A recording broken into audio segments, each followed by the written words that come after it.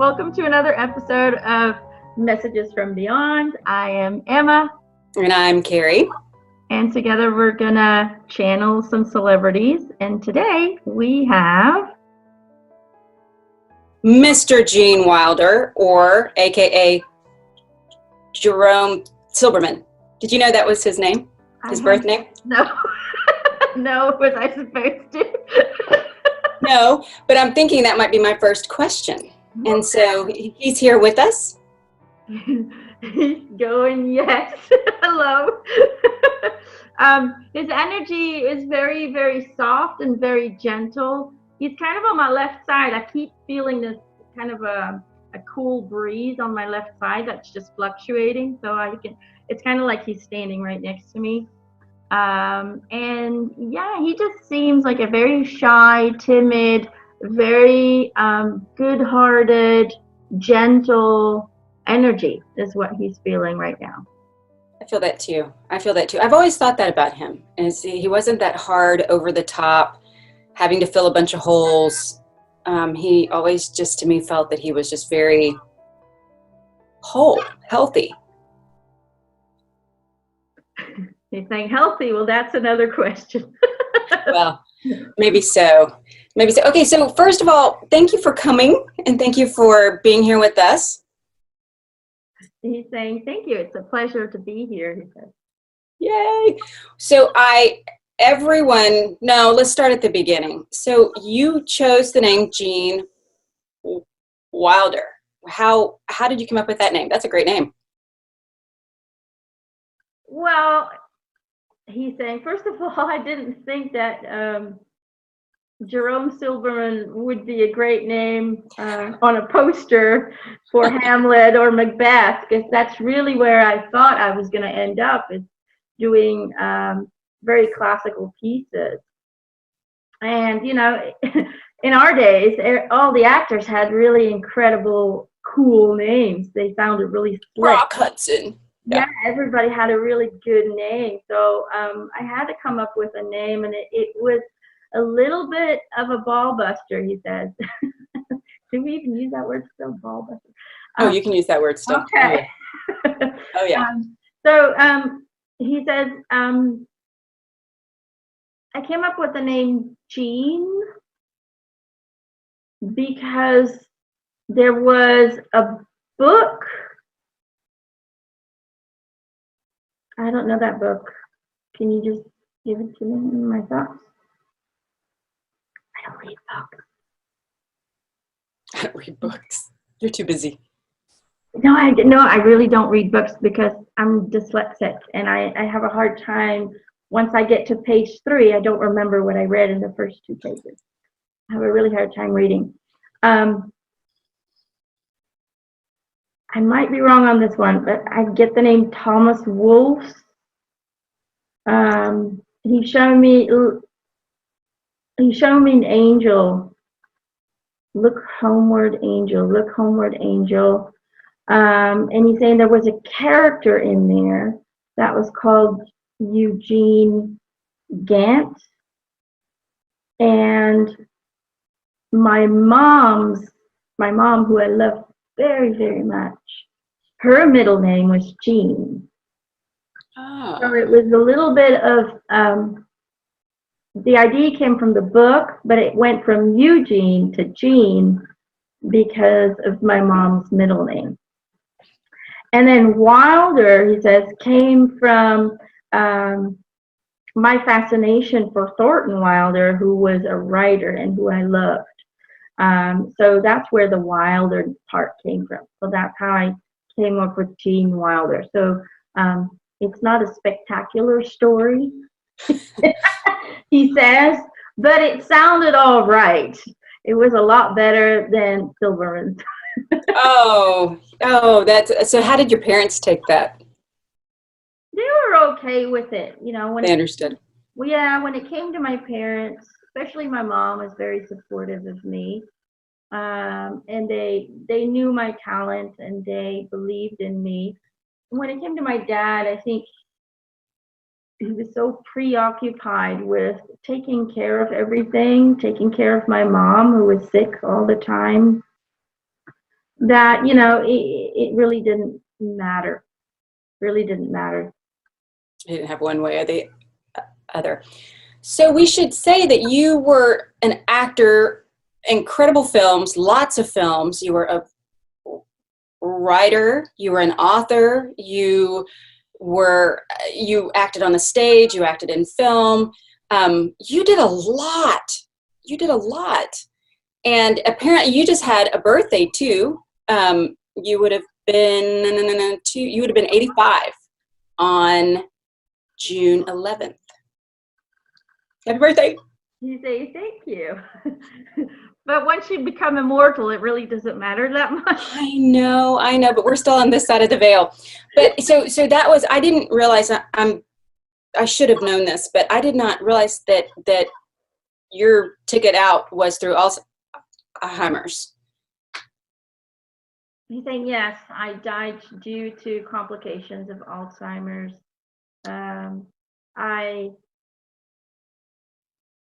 Before that, I also became very ill.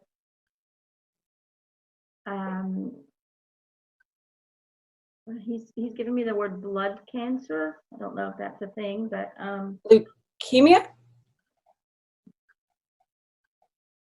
He's saying no, it's non-Hodgkin's lymphoma. If that's the thing. And he's showing me the blood and he's combining it with the word cancer. So I'm not quite sure what that is. So I know that this doesn't really, it's neither here nor there, but is that where your blood cells, they have a different shape, like a teardrop shape? Is that one of the indicators? He's saying yes, it's basically, but he's showing me there's I don't know, it's like a combination of different things. So I'm not sure what that is. Was it maybe from the meds from the Alzheimer's?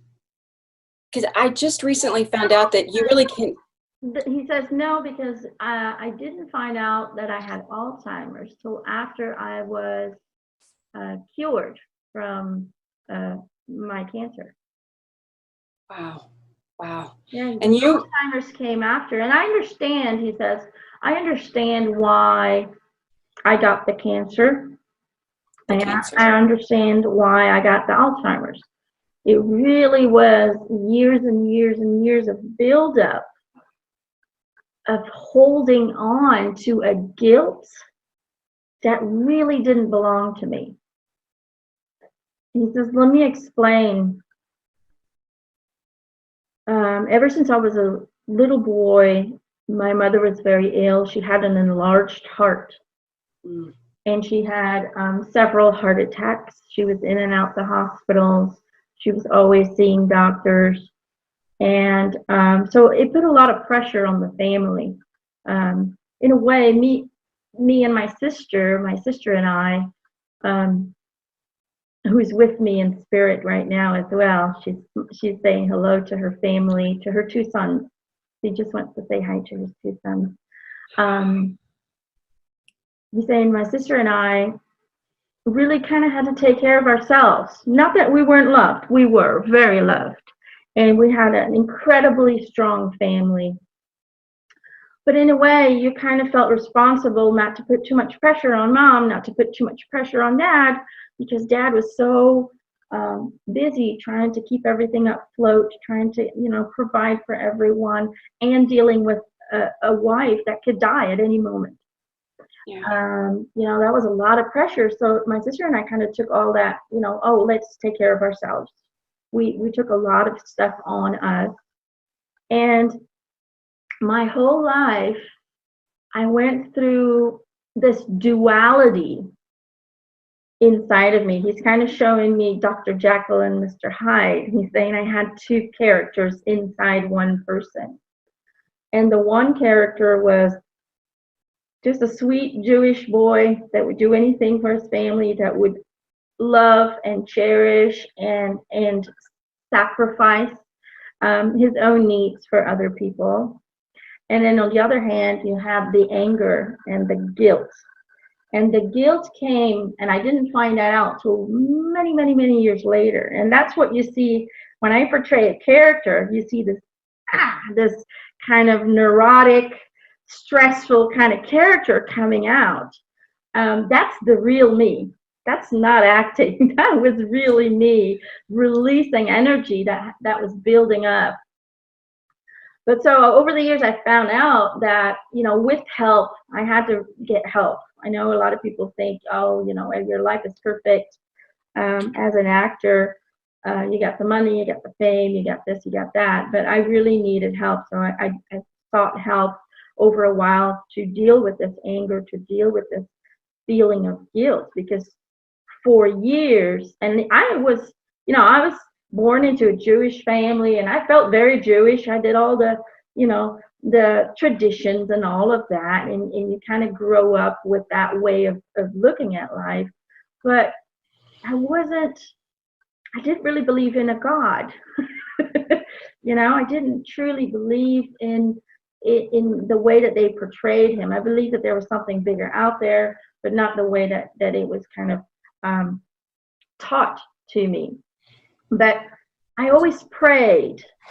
I prayed and prayed. I didn't know who I was praying to. I didn't really know why I was praying, but I prayed a lot. And later on, I found out I prayed because I felt guilty that I was healthy. I felt guilty that I was living my dream and doing all the things I always wanted to do. And I had the success, and I had the ability to be healthy. So there was a lot of guilt because I saw my mom, and she couldn't do anything of that. Nothing. She didn't have the health. She couldn't do what she wanted to do. She was very restricted and limited in her way of living. And so my whole life, I felt guilty towards my mom, that I could do anything I wanted to, and she couldn't, because she was sick, and she could basically just the wrong exercise or too much pressure or too much stress would kill her. And so I walked around with that feeling of guilt that I was healthy and she wasn't, my whole life. And that really created that duality in me, that really created that alter ego inside of me that I dealt with behind the scenes for a very, very long time. I didn't do a lot of interviews because I really didn't like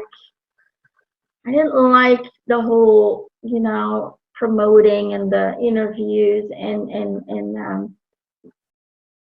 showing yourself in public just to promote this or promote that. I loved the acting. I loved to be able to become somebody that you dream of, or to just be a person that's not you. I love that stepping out of yourself and creating a whole new world around you. I loved getting away from reality, because really for me, that's what acting was. It was getting away from the reality that I struggled with in secret. I wouldn't talk about that to my wives. I was very introvert. I dealt with all that stuff internally. And but acting was a release. It was a way of being somebody that's not you. And I loved the acting part. I loved the creativeness about it. I loved the coming together with people and creating something beautiful together. I love that you kind of become a family for a while. And I love that, because the family wasn't permanent. He said it wasn't permanent, but it was there. And in that moment of creation, we were very close, and we become each other's support and each other's each other's entertainment, even behind the screens. So I loved all of that, but I hated the business behind the show. That I hated, because it just didn't match and resonate with who I was, and there was so much drugs and there was so much alcohol and addiction and abuse in some of my closest friends that, in a way I had a front seat in kind of a horror show of addictions. I could see what it did to them. I could see how it had affected them. I could see how it turned them into somebody that they're not. And all of that, I tried to distance myself as much as I could from that. I never gave up on my friends. I supported them. I supported Richard very much. I loved him very much and very dearly. But at the same time, I never settled in California. I never settled in Hollywood. I didn't feel right there. I went there. I lived there for a little bit, but I always went away, and I would have a home somewhere in the mountains, away from everybody and everything. I needed that kind of neutral place where I could re-energize, where I could just be surrounded with nature and allow nature to neutralize.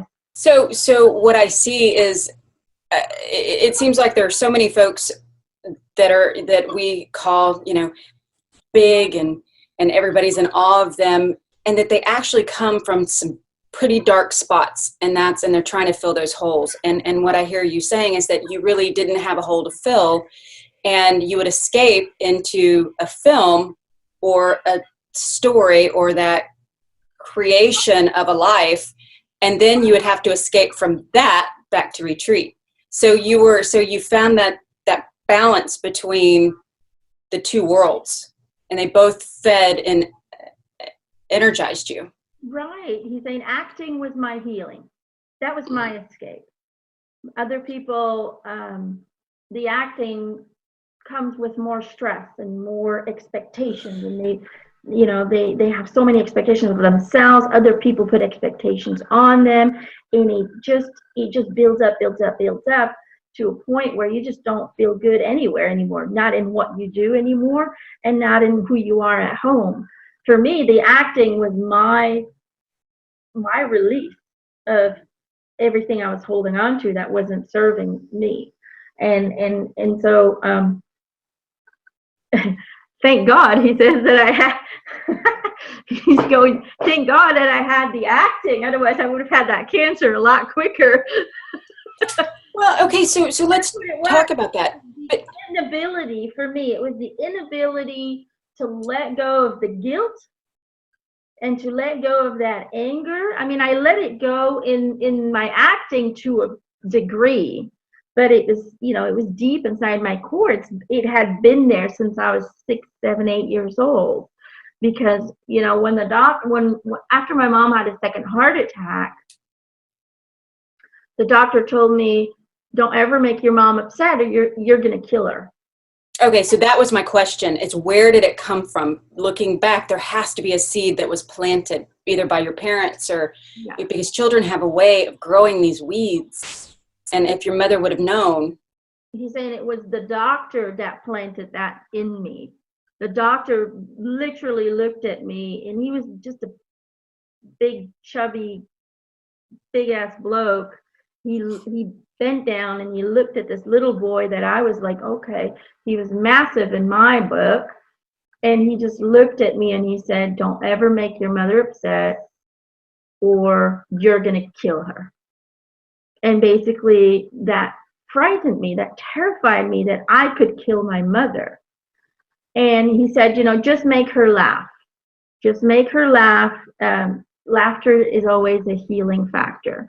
And so that's what I started doing. I started to make her laugh. I started to imitate silly voices, and I started to, do weird mimics and silly. I did silly movements, and I jumped and fell and pretended that I was hurt, and it was all very innocent, very kind of slapstick like humor. But she enjoyed it, and it brought attention to me because for almost my whole life the attention went to her, and that was okay because I loved her very much. I loved my dad very much. But in that moment, she would call to my dad and say, come look at him, come look come look. And I noticed that, oh my God, that feels good when I get the attention, when I get some recognition that I'm here and what I'm doing is good. As a little boy, you kind of take that and you start to depend on that, and you start to grow on that, and it just becomes your core being. Don't kill your mother, so don't get her upset, and make her laugh. And those were my two core beings. So that fear of killing my mother was always there, and it just built up, and eventually that's what caused the cancer, and that's what caused the illness. Because I had to let go of it to a degree, but I hadn't fully surrendered it. So that's really what attracted the illness. Well, but so a child, I have 3 boys of my own, and children try out the behavior on the parents because they know they can, and they know that they love them no matter what. And so, I mean, I often hear, oh, your kids are great. It's like, really? I mean, not that I don't think they are, but they can be pretty annoying. Yeah. And so not, I mean, to me, that's just like a basic part of growing and expanding that you didn't have. And so when you met up with her again, how, was that part of the plan, or I'm sure you didn't talk about it, but it's because you're on that side and you can see it all. But was that part of the soup that made you who you are? Because I think we do have a booster strapped to our bottoms that propel us the way we're supposed to go. And maybe without that, you wouldn't have been who you are and made the impact you made. He says, absolutely, 100%. Without that doctor telling me what he told me, I would have probably been a tire salesman or car salesman now. That was the seed that turned me into an actor. That was the seed that turned me into the force of nature that gets, released upon screen. I was he's saying this is going to sound a little silly, but I didn't think I was the greatest actor that there was out there. I never had that. A lot of people do. They look around like, oh, we're the shit. But I knew that I could make people laugh by being serious. He says, if you look at my characters, see, for a very long time, I thought that my acting abilities came from my mother, because my mother was very creative. And my dad was a very good-hearted person, but he was also very naive. And he always, as long as I had known him his whole life, he was in the victim phase, where things were being done to him. He was being attacked. Mom did that to him. He's like that because of mom. He's like that because of the situation. He's like that because of the job. He was always in the victim phase. And so when I look at my acting, my characters that I play in almost every movie, that's my dad. And I didn't realize that until I came here. Wow. That's really my father. I always play these tormented kind of characters. If you look at the producers, I play this character, he says, who needs a blankie to calm down, who's paranoid about everything, who feels like he's victimized on every front, and who just loses it, who loses control, who just turns into this hysterical person. But at the same time, the viewers know that he's this good-hearted, loving, compassionate person. He gets so fearful, and so he's so naive that it just gets up until the bucket explodes. And that was who my dad was, and I never realized that that I was literally, every character I play is pretty much a persona of my dad. Wow. So it was kind of interesting to discover that. But, everything leads to something. And when I met my third wife, Gilda, she was, how would I say it? She was a firecracker. Gilda Radner, yes. She was a firecracker, he said. And it was, when I first met her, and I met her while we were filming Hanky Panky, it was one of those holy shit moments. That's actually a question. Someone wanted to know, did you know when you first met her?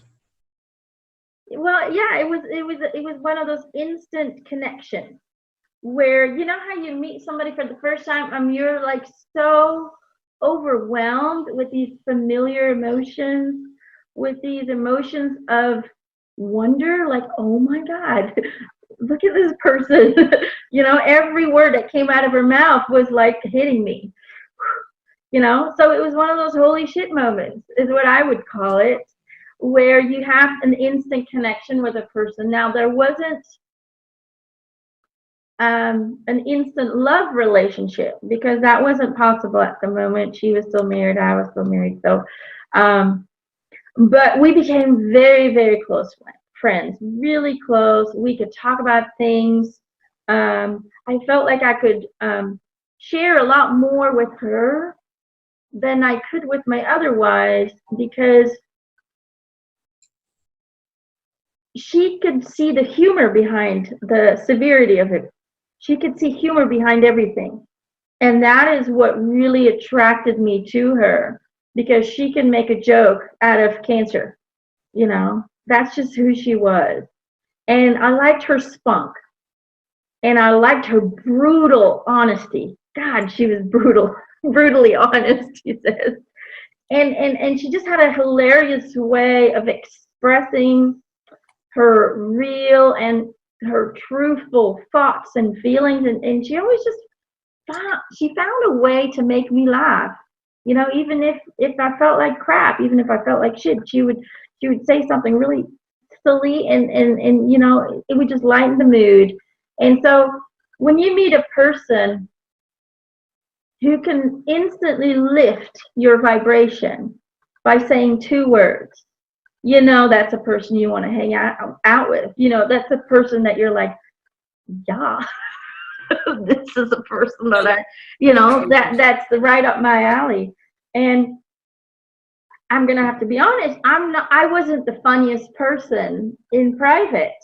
A lot of people think people who do comedy, that they're funny at home too, but I was really a very kind of serious, withdrawn, introvert person. And so, yeah, every now and then something funny would come out, but it wasn't intentional, and it was just kind of by accident. I'm not like a stand-up comedian. They just pull shit out of their ass like there's no tomorrow. Just look at Richard. You couldn't have a serious conversation with him. But I wasn't like that, and she was. She could make anything seem funny, and that is it was a breath of fresh air for me in relationship. So time went by, we stayed in contact, we grew closer as kind of the years went by, and then eventually we did end up together. He says, thank God. It was a very it was short, but it was a good relationship. It was don't get me wrong, it's turbulent is the word that I would use to describe the marriage.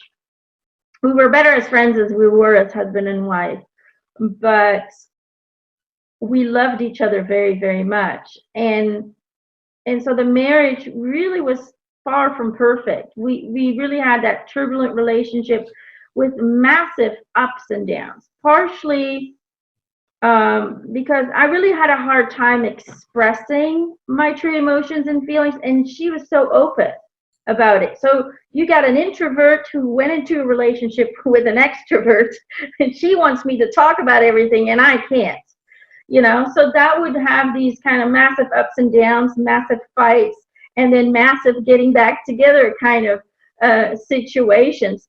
So our relationship, our marriage was far from boring, and it really had explosions of energy is what I would call it. It really had these massive ups and downs, but we both learned from those so much, so much.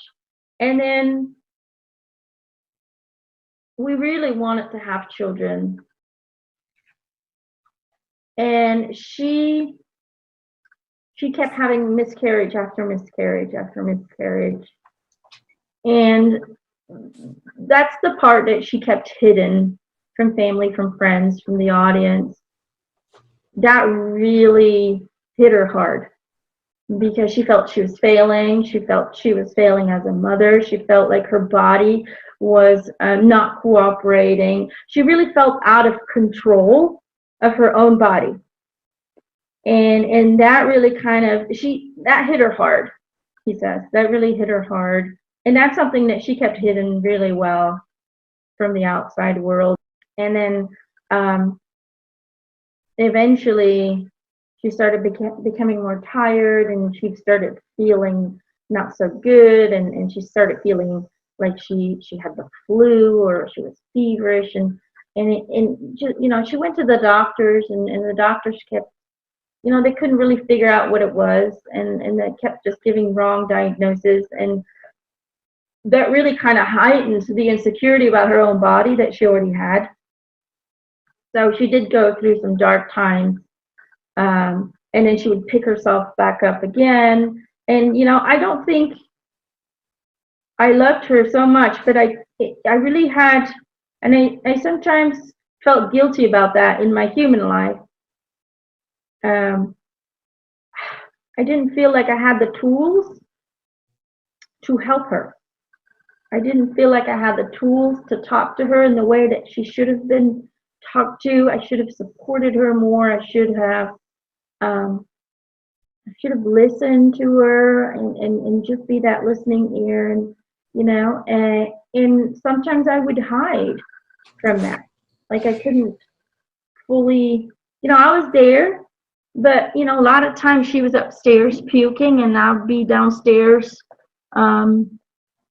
writing a script, hiding in a way. And after she passed away, which I really didn't think was going to happen, I really thought she was going to pull through. She was going to be fine, So the law of attraction didn't fully work on that one. It was a contract, and I thought she was going to be fine for a very long time. After they diagnosed her with ovarian cancer, man, she was like, we're going to beat this, and it's going to be fine. And she had massive ups and downs where she was like, yes, we can do this. And then she was like, I don't want to do this anymore. And then she seemed fine. She seemed to be, in remission, and she seemed to be doing good. And then all of a sudden she was gone. And it broke my heart. He says it broke my heart, but she made me stronger. She made me stronger, because when I was dealing with the cancer, I had no more fear. I was not afraid of being sick. I was not negative about it, because she showed me that you can continue to laugh, and you can continue to fight, and to just enjoy whatever day you have today. And she showed that to me, So she gave me that strength to deal with the cancer that I had to deal with later on. Oh, so that's why you got involved with creating different programs, and I believe you spoke before the Senate with it, because that's a scary one, because you're symptom, I can't say the word, symptom, MATIC, until you have it, till you're stage 4. Yeah. So my heart broke for you. That was. It was hard because, we thought we had this. We thought we beat this. And then all of a sudden, she's gone, and it went really fast. And the reason that happened was for me to bring more awareness to the illness, because it is an illness that, when discovered early, is easily treated, and it's easily, there's a very high chance of survival. But it was a cancer that did not yet have a lot of attention to it. So I do believe that Gilda's, she's here and she's waving. Hi, Kerry. How are you? Her energy's like totally different than his. She's just like, hi, how's it going? She's just waving her hands. She go, she's just saying, she's saying that was part of the contract for me, was to bring awareness to the world, and that awareness happened through Gene, she says, because she calls him Jerry, though. Sorry. Jerry. Because she says he brought awareness by creating foundations and research and really helping women to be able to pay for testings and things like that. So it's all about awareness, she says. It's all about awareness, and in a way, that's what actors do. When you look at movies, when you look at shows, she says, it's about bringing awareness to people about situations, about abuse, for example, about what's going on in the world, about child abuse or child molestation or anything, movies, shows, documentaries. It's all about raising awareness in people. That's really what it's all about. And I think this illness also needed to be brought to attention to people, especially to women. That's true. At that time. Now, cancer is all over, and it's like everybody seems to be dying of some kind of cancer. But she says back then, ovarian cancer wasn't really discussed or talked about. So because girl bits. Yeah. We don't talk about the girl bits. Yeah. Well, but don't you think, okay, so speaking to that, I like to laugh. I just like to laugh. And I feel that there are so many things that people put, it's hard to find a show now that's not creepy, rape, death. And I feel like those are energetic lines that it's almost like the fear builds them. And it is, I don't want to add to that, yet we seem to be cranking that out.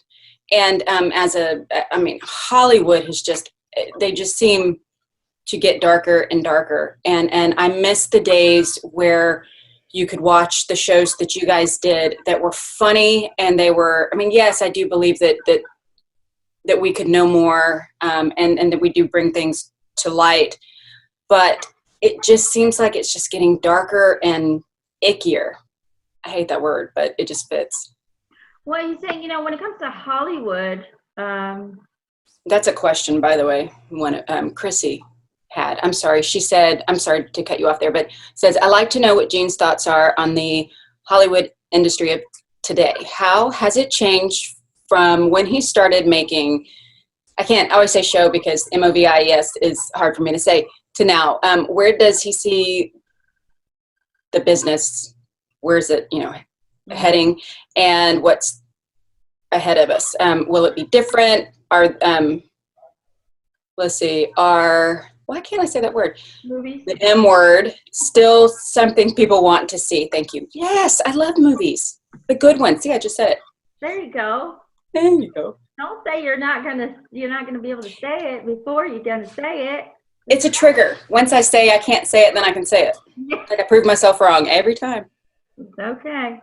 See, you can do it. Okay, let me see what You can do it. you can do it. Okay, so going back to that, I mean, it seems like it's getting darker, and it seems like when you guys were the stars, it was sweeter. It was more of an escape, but maybe it had to do with war. Maybe we needed that escape, and now we don't really have, well, I guess we do have war, but it's different. I don't know. He's saying, well, he's saying overall, the movie business, Hollywood has changed dramatically. First of all, the internet changed the movie business, not just by changing how movies are marketed and how they're being watched, but also by changing the way to get into the movie industry themselves, right? So everyone now can make a movie.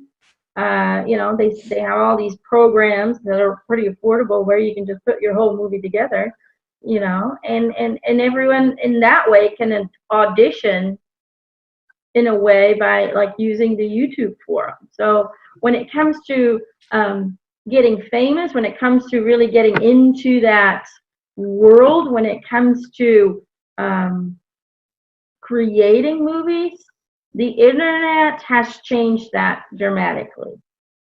Okay, that's number one. It says next, as people are evolving and growing and changing, and the movies kind of grow with them. Okay, movies tend to reflect what people want in society at that time. And, just to give you an example, he says, when you look at the era right after World War II, a lot of the movies were about heroes and escaping things and good endings. Everything had a good ending, and that's just because at that moment people needed to believe in good endings, and they needed to believe in the hero that's going to save everyone. And even, after 9/11, he says the movies became very dark. They became very military oriented. It was all about terrorists and all propaganda. Yeah, all different shapes and forms, even alien terrorism, whatever. But it became very dark, and that was because a lot of the movies and a lot of the shows, are kind of put out there intentionally to maintain the fear in people. Right. So it can be controlled. A lot of people don't think that, but Hollywood is controlled by some of the richest people on the planet, It's propaganda. I remember sitting and watching True Lies, and before that, you always had all the shows were about Russia, anti-Russian, anti-Soviet communism, and then it became the guys in Iraq, Iran, over there, and I thought, ooh, there's the new bad guy. So I was watching that show, and it's like, okay, I just identified who they want us to really go against now. Right. And it's propaganda. It is. In a way, it's propaganda, and it's a way to control the masses. It's a way to control the masses' thinking. Just to give you a quick example, you'll see a lot of extraterrestrial movies now, a lot of, invasions of this and that. You'll see a lot of supernatural movies that are coming out, people with supernatural abilities. And that's just because, they know that these ETs are coming, and they want to introduce fear into people. Oh my God, they're going to come and kill you. They're going to take over the world. They're going to destroy everything. So these people in charge would be like okay to attack them first, for example. Or to have a false flag. Yeah. Or it's just to put fear in, and sometimes it's just to say, hey, yeah, they're out there and they're coming, to kind of get people used to seeing somebody who doesn't look like a human being. So when the communication does occur at one point in time, they're not going to be like fainting everywhere. They're going to be like, oh, I've seen something similar in a movie. You don't scare me. So, it has different things, but nowadays, when you look at the movies now, they're very fast paced. Oh, yes. And that's because the society now is on a massive speed train, and it's driving people crazy. People become very depressed of it, but they want to continue that fast paced move because it makes people ill, it makes people unstable, and they make tons of money off of that, you know. And the thing that I feel, and some people might disagree with me, you know, I'm just an old bloke from the old ways, the old movie ways, but it's all about special effects, and it's all about how things look instead of the story, instead of the character building, instead of taking real life um, situations and making them absurd. You know, that's how it used to be. And it's all about making money nowadays. You have tons of sequels and spin-offs, and it's all about money, money, money, money, money. So whatever they can suck out, you know, until there's no tomorrow, they will do it. You will have 5, 4, 6, 7 sequels. You know, you didn't see that when I Ever. in films. You know, you might have a second one, but that was about it. You know, you didn't have that constant, let's make more money off of it. Let's make more money of it. Let's take one and split it in half so that we can make more money.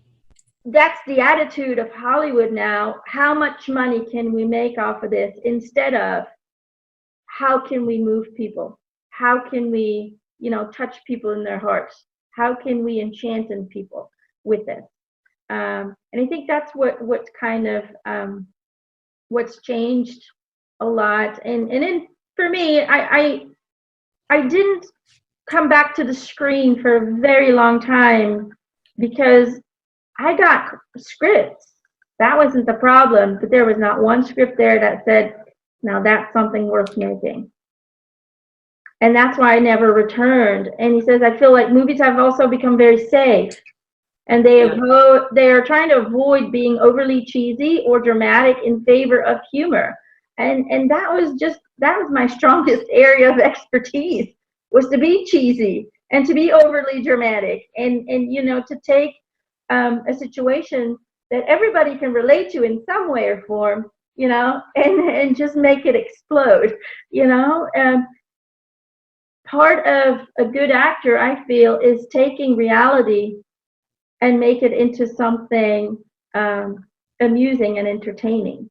Yes. And that is the best comedians. If you look at stand-up comedians, which I was not, so I never wanted to try that because I would not be good at it. But when you look at them, they take their own lives and they make fun of it because everybody can relate to what they're going through. And that's what makes people connect to humor. And I feel like when it comes to just humor, that's missing nowadays. Movies are so ridiculously, they're trying to make it funny, but it's so stupid.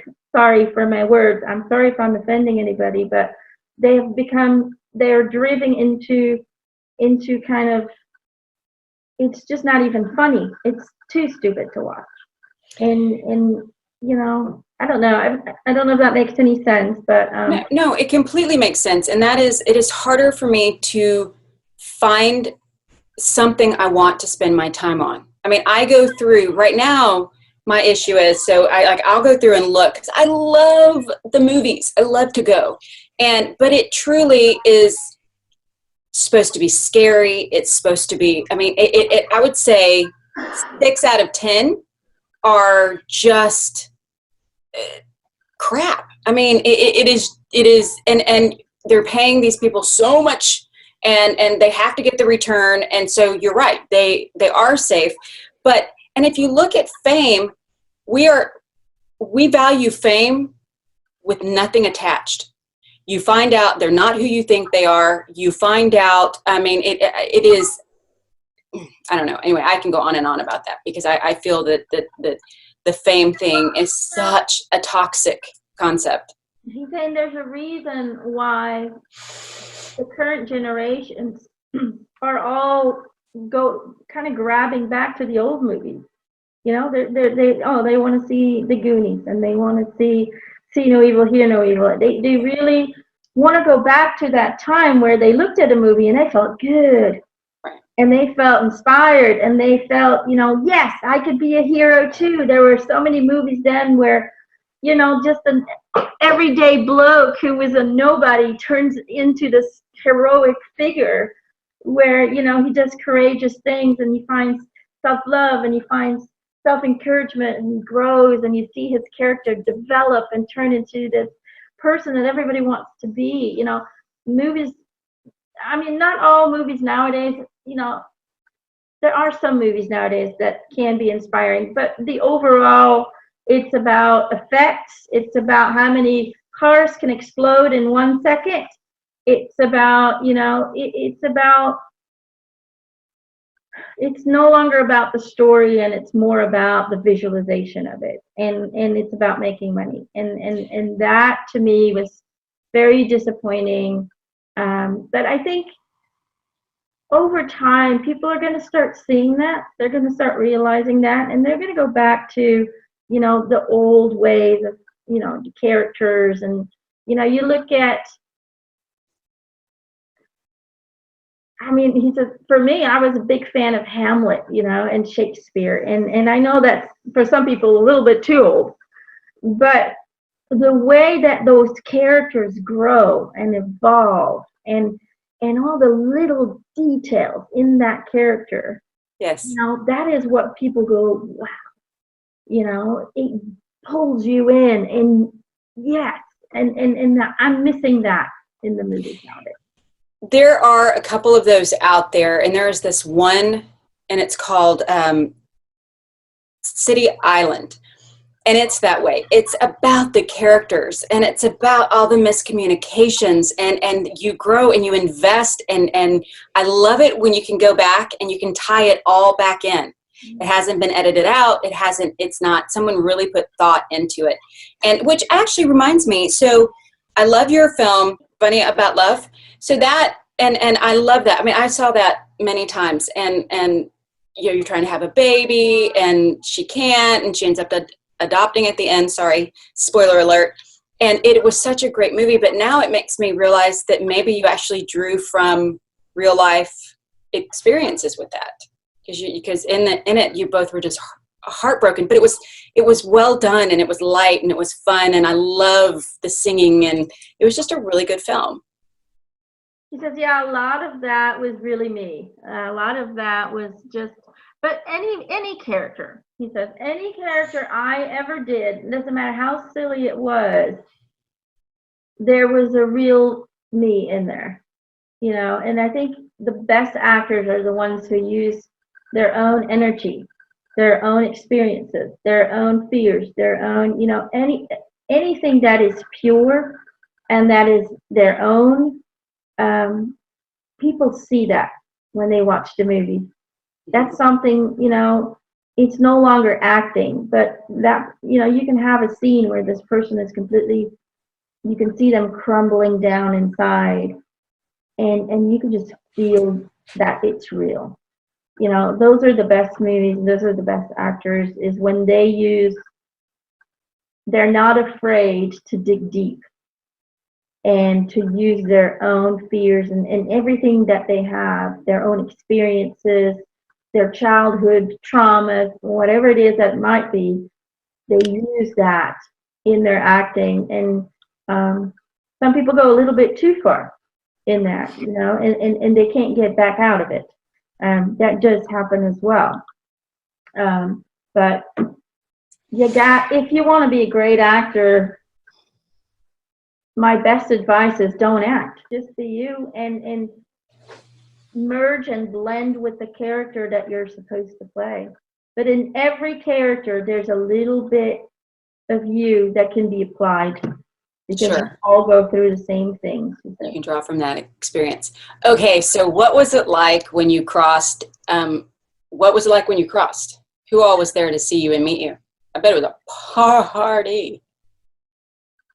Well, he's saying, first of all, what was really cool for me is, so when I crossed over, when I was dying, I was listening to Ella Fitzgerald, who is one of my favorite singers. Over the Rainbow. Ever. Yes. Yes. Listening to Over the Rainbow.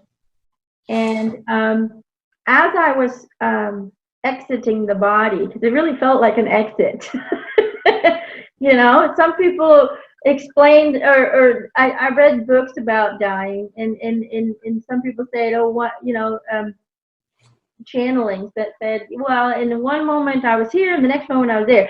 I actually felt, I was laying down, and I felt like I was sitting up while I was still partially in my body. And I looked behind me, and there was me laying down, and I literally walked up and stepped out.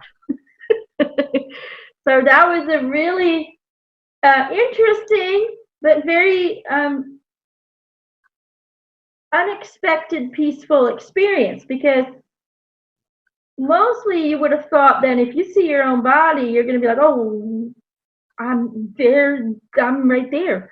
You would have kind of a shock effect, but it really wasn't like that. I literally just sat up and stepped out of the body. I looked at my body, and I looked at the people that were around me, and I said goodbye, and I said, see you later. And the next moment, I was flying over my rainbow. And it felt like I was flying. I didn't see wings, or nobody was holding me, but I really, I felt like you were in air, like there was wind on my face.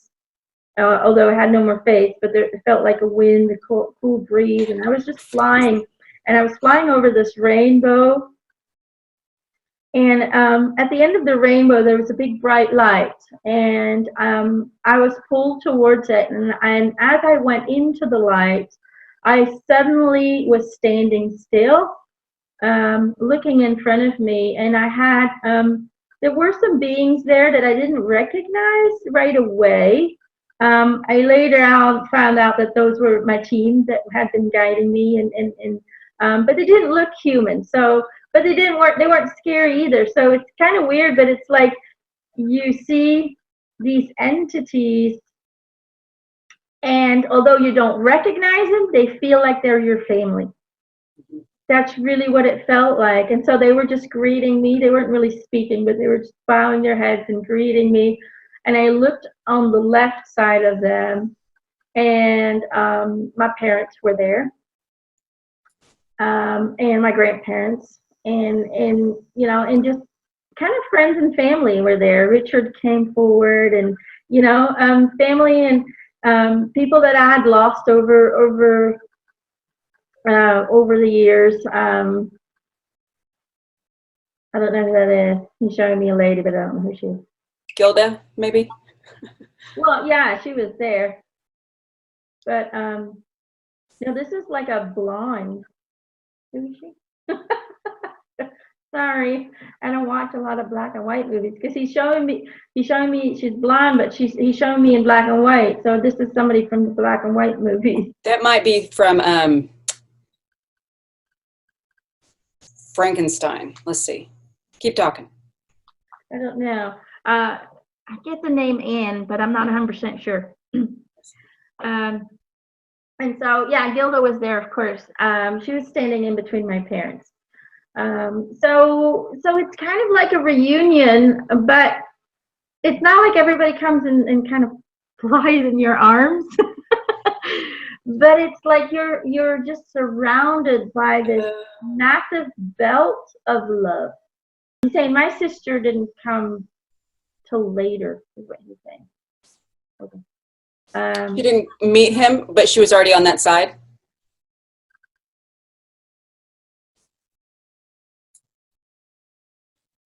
Yeah, it feels like she was already there.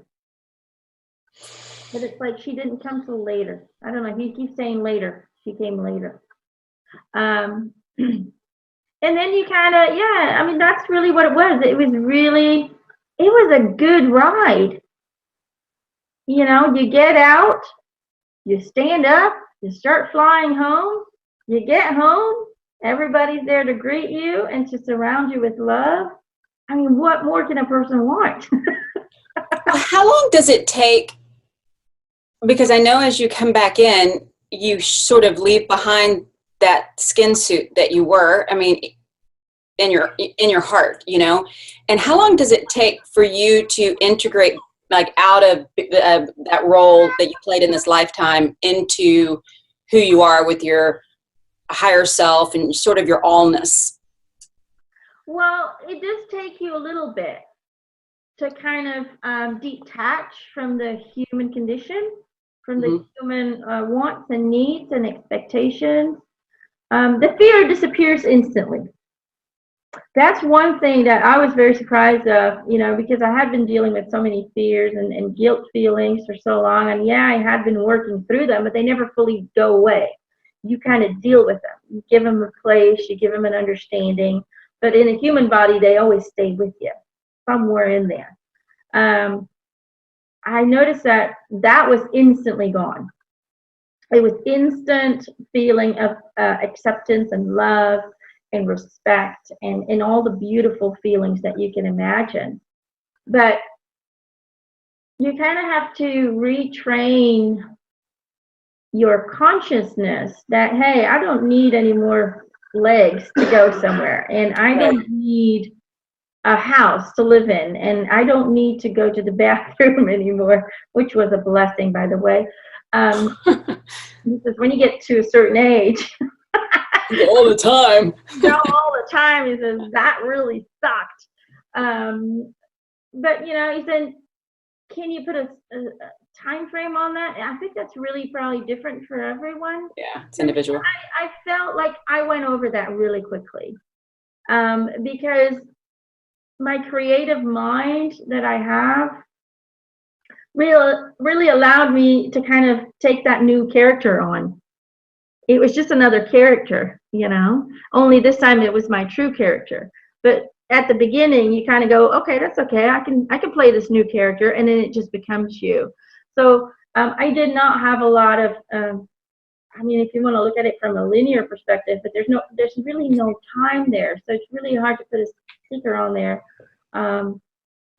Maybe a week. Let's say that. How's that? Oh, that sounds great. That sounds great. It's good.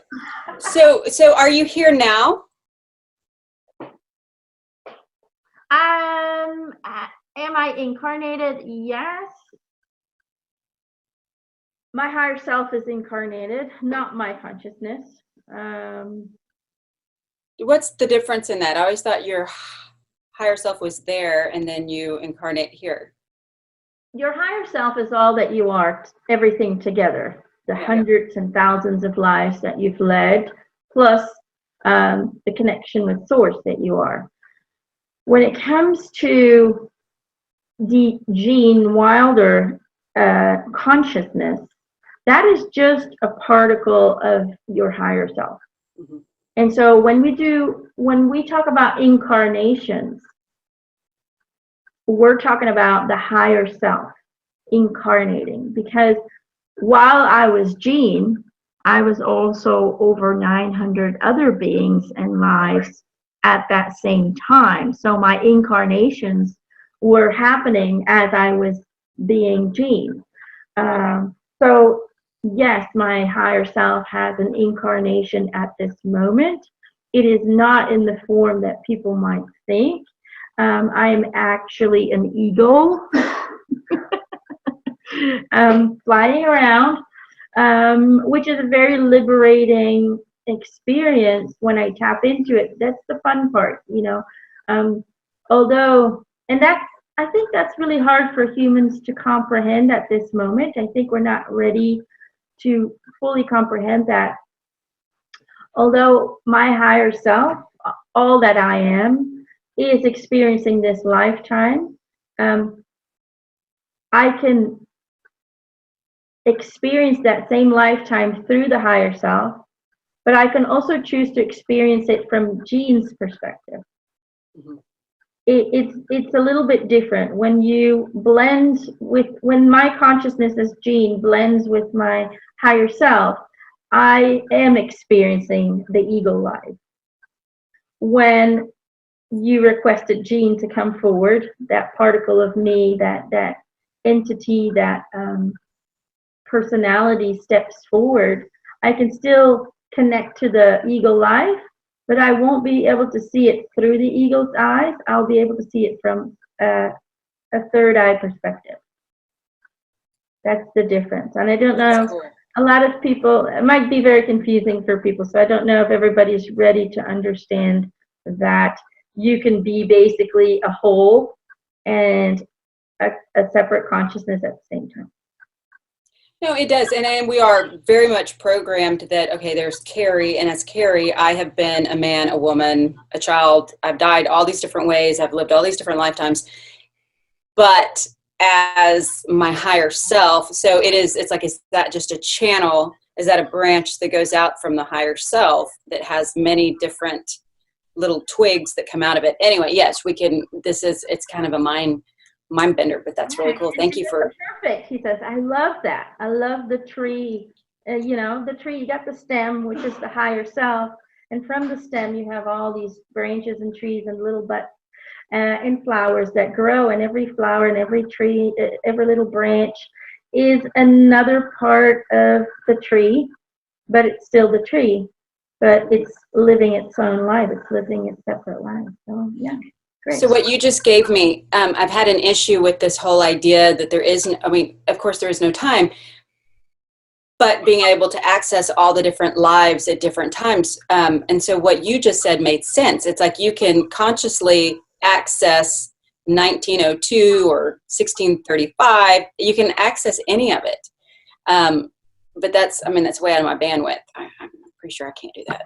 Not yet. I'm working on it. So is there anything you would like us to pass on? Is there anything that you would like to add? Because you have covered so much ground. Now I can't wait to go watch some more movies. He's saying, well, no, I think what I just want people to know is that when it comes to life, you really are playing a character. Mm-hmm. You're playing the Kerry character, and Emma's playing the Emma character. But at the end of the ride, we all go home and we take off our costume and we become who we always have been. So create this movie that you're living in, create this glimpse, because that's all it is. It's a glimpse of possibility.